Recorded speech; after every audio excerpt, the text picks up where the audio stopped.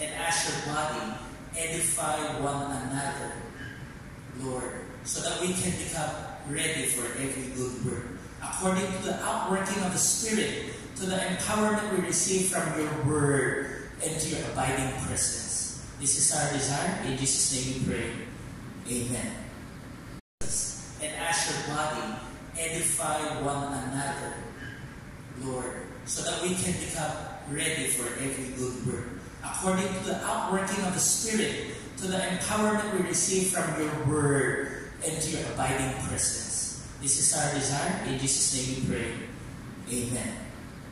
And as your body, edify one another, Lord, so that we can become ready for every good work, according to the outworking of the Spirit, to the empowerment we receive from your word and to your abiding presence. This is our desire.